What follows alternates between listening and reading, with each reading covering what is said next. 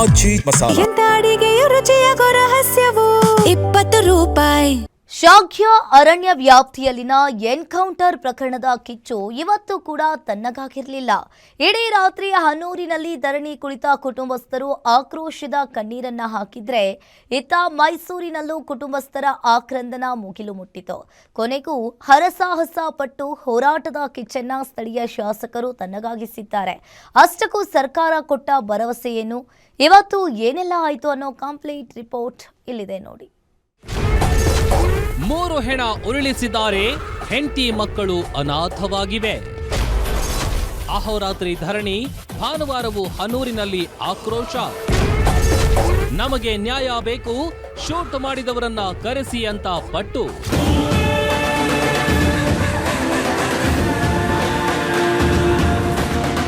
ನಿನ್ನೆ ಇಡೀ ದೇಶವೇ 80ನೇ ಸ್ವಾತಂತ್ರ್ಯ ದಿನದ ಸಂಭ್ರಮದಲ್ಲಿ ತೇಲ್ತಿದ್ದಾಗ ಕರ್ನಾಟಕದ ಗಡಿ ಜಿಲ್ಲೆ ಚಾಮರಾಜನಗರದಲ್ಲಿ ಅರಣ್ಯ ಸಿಬ್ಬಂದಿಯ ಗುಂಡೇಟಿಗೆ 3 ಬಲಿಯಾಗಿರೋದು ಇಡೀ ಮನುಕುಲವನ್ನೇ ಬೆಚ್ಚಿ ಬೀಳಿಸಿದೆ. ಶಾಗ್ಯದಲ್ಲಿ ಅರಣ್ಯ ಕಚೇರಿ ಧ್ವಂಸ ಮಾಡಿದ ಗ್ರಾಮಸ್ಥರು ಹನೂರಿನಲ್ಲೂ ಆಕ್ರೋಶದ ಕಟ್ಟಿಯೊಡೆದಿತ್ತು.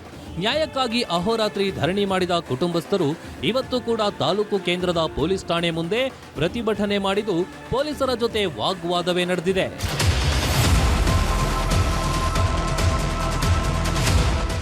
ಕುಟುಂಬದ ಜೀವನಾಧಾರವಾಗಿದ್ದ 3 ಕಳೆದುಕೊಂಡ ಸಂಬಂಧಿಕರ ಬೇಡಿಕೆ ಒಂದೇ ಆಗಿತ್ತು. ಮೃತರ ಕುಟುಂಬಕ್ಕೆ ಸೂಕ್ತ ಪರಿಹಾರ ನೀಡಬೇಕು. ಜೀವನಾಧಾರ ಕಳೆದುಕೊಂಡ ಕುಟುಂಬದ ಸದಸ್ಯರಿಗೆ ಸರ್ಕಾರಿ ಉದ್ಯೋಗ ಕೊಡಬೇಕು. ಜೊತೆಗೆ ಕಾವೇರಿ ವನ್ಯಜೀವಿ ಧಾಮದ ಹಿರಿಯ ಅಧಿಕಾರಿಗಳನ್ನ ಹಾಗೂ ಶೂಟೌಟ್ ನಡೆಸಿದ ಸಿಬ್ಬಂದಿಯನ್ನ ಕೂಡಲೇ ಅಮಾನತುಗೊಳಿಸಿ ಕಠಿಣ ಶಿಕ್ಷೆ ವಿಧಿಸಬೇಕು. ಈ ಬೇಡಿಕೆಗಳನ್ನ ಇಟ್ಕೊಂಡು ಜನ ರೊಚ್ಚಿಗೆದ್ದಿದ್ರು. ಉನ್ನತಾಧಿಕಾರಿಗಳು, ಜಿಲ್ಲಾಧಿಕಾರಿಗಳು ಹಾಗೂ ಮಂತ್ರಿಗಳು ಬಂದು ಮನವಿ ಮಾಡಿದ್ರು. ಪ್ರತಿಭಟನಾಕಾರರು ಜಗ್ಗಲಿಲ್ಲ.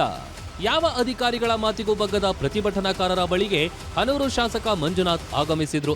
ಸ್ಥಳದಲ್ಲೇ ನಿಂತು ಕುಟುಂಬಸ್ಥರ ನೋವು ಆಲಿಸಿದ ಶಾಸಕರು 15 ಲಕ್ಷ ರೂಪಾಯಿ ತಕ್ಷಣದ ಪರಿಹಾರ ಹಾಗೂ ಕುಟುಂಬದ ಸದಸ್ಯರಿಗೆ ಸರ್ಕಾರಿ ಉದ್ಯೋಗ ಕೊಡಿಸುವ ಭರವಸೆ ನೀಡಿದ್ರು. ಉನ್ನತ ಮಟ್ಟದ ತನಿಖೆಗೆ ಆಶ್ವಾಸನೆ ನೀಡಿದ ಬಳಿಕವಷ್ಟೇ ಹೋರಾಟಗಾರರು ಶಾಸಕರ ಮಾತಿಗೊಪ್ಪಿ ಧರಣಿ ಕೈಬಿಟ್ಟಿದ್ದಾರೆ. ಸರ್ಕಾರ ಈಗ 5 ಲಕ್ಷ ರೂಪಾಯಿ ಘೋಷಣೆ ಮಾಡಿದೆ. ಉಳಿದಂತೆ ಇನ್ನೂ 10 ಲಕ್ಷ ರೂಪಾಯಿ ನಾನು ನನ್ನ ವೈಯಕ್ತಿಕವಾಗಿ ಮತ್ತೆ ಉಳಿದಂಗೆ 10 ಲಕ್ಷ ರೂಪಾಯಿ ಒಂದು ಸಂಗ್ರಹ ಮಾಡ್ತಾ ಇದ್ದೀನಿ. ಒಂದು ಕುಟುಂಬಕ್ಕೆ 15 ಲಕ್ಷ ರೂಪಾಯಿ ತಾತ್ಕಾಲಿಕವಾಗಿ ಅವರಿಗೆ ಪರಿಹಾರನ ಕೊಡ್ತಕ್ಕಂಥ ಕೆಲಸ ಮಾಡ್ತಾ ಇದ್ದೀನಿ. ಇದು ಭಾಳ ಆ ಕೆಲಸ ನಾನು ಏನು ಮಾಡಿದ್ದೀನಿ ನನ್ನೊಬ್ಬನಿಗೆ ಗೊತ್ತು. ಸೊ ಆ ಕೆಲಸ ಆಗ್ತಾ ಇದೆ. ಸೊ ಯಾಕೆಂದರೆ ಅವರ ಒಂದು 5 ಲಕ್ಷ ರೂಪಾಯಿ ಮಾತ್ರ ಘೋಷಣೆ ಆಗಿದೆ. ಉಳಿದಂಥದ್ದು CM ಜಿಲ್ಲಾಧಿಕಾರಿಗಳು ಕೊಡ್ತಾರೆ, ಸರ್ಕಾರ ಕೊಡ್ತಿದೆ, ಅದು ಆಗ್ತಿದೆ. ಇನ್ನು ಉಳಿದಂಗೆ 10 ಲಕ್ಷ ರೂಪಾಯಿ, ಒಟ್ಟು 15 ಲಕ್ಷ ರೂಪಾಯಿ ಒಂದು ಕುಟುಂಬಕ್ಕೆ ಇವತ್ತು ಅವ್ರು ತಲುಪಿಸ್ತಾ ಇದ್ದಾರೆ. ಇತ್ತ ಹನೂರಿನಲ್ಲಿ ಎನ್ಕೌಂಟರ್ ಕಿಚ್ಚು ತಣ್ಣಗಾಯ್ತು ಅನ್ನೋಷ್ಟರಲ್ಲಿ ಮೈಸೂರಿನ KR ಆಸ್ಪತ್ರೆ ಆವರಣದಲ್ಲಿ ಮತ್ತೊಂದು ಆಕ್ರೋಶ ಸ್ಫೋಟಗೊಂಡಿತ್ತು. ಪೊಲೀಸರು ತಮ್ಮ ಅಮಾಯಕತೆಯನ್ನ ದುರುಪಯೋಗಪಡಿಸಿಕೊಂಡು ಪಂಚನಾಮೆ ಹೆಸರಲ್ಲಿ ಸಹಿ ಪಡೆದು ತಮ್ಮ ಒಪ್ಪಿಗೆ ಇಲ್ಲದೆ ಮರಣೋತ್ತರ ಪರೀಕ್ಷೆ ನಡೆಸಿದ್ದಾರೆ ಎಂದು ಮೃತರ ಸಂಬಂಧಿಕರು ಗಂಭೀರ ಆರೋಪ ಮಾಡಿದ್ರು. ಮೃತ ಪೀಟರ್ ಸಹೋದರಿ ಮಾರ್ಗರೇಟ್ ಪೊಲೀಸರ ನಡವಳಿಕೆ ವಿರುದ್ಧ ಆಕ್ರೋಶ ಹೊರಹಾಕಿದ್ರು. ಇಲ್ಲಿ ಕೇಳಿದ್ರೆ ವೈಫ್ಗೂ ಗೊತ್ತಿಲ್ಲ ಆಯ್ತಾ, ಪೋಸ್ಟ್ ಮಾರ್ಟಮ್ ಆಗಿರೋ ಬಗ್ಗೆ, ಆಲ್ರೆಡಿ ಆದವ್ರ ಬಗ್ಗೆ ವೈಫ್ ಗೊತ್ತಿಲ್ಲ. ಅನ್ನ ಬಂದ್ಬಿಟ್ಟು ಅವ್ರು ಒಪ್ಪಿಗೆ ಕೊಟ್ಟು ಇದೆಲ್ಲ ಆಗಿರೋದು. ಓಕೆ, ನಮಗೆಲ್ಲ ಯಾವ ಒಪ್ಪಿಗೆನೂ ಇಲ್ಲ.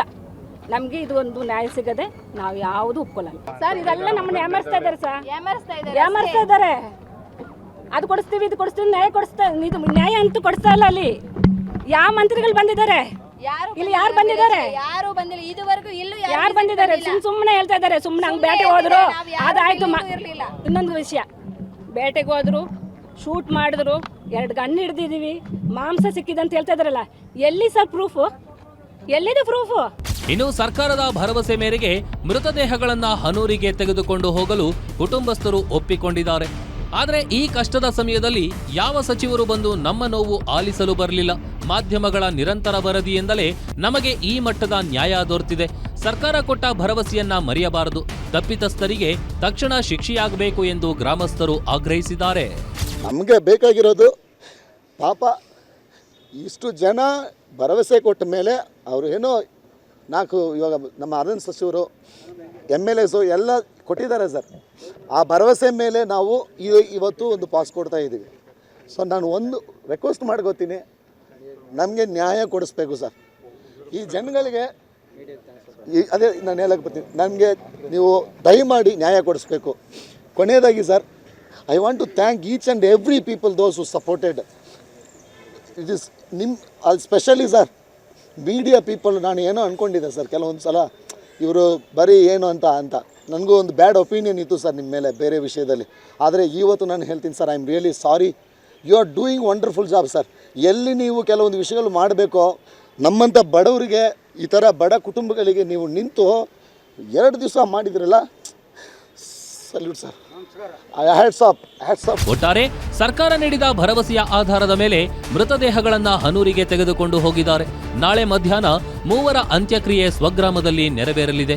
ಇಡೀ ಪ್ರಕರಣದಲ್ಲಿ ಯಾರದ್ದು ತಪ್ಪು ಅನ್ನೋದು ತನಿಖೆಯಿಂದಷ್ಟೇ ಬಯಲಾಗಬೇಕಿದೆ. ಕ್ಯಾಮರಾಮನ್ ಧನು ಜೊತೆ Suresh B, guarantee news, Mysuru.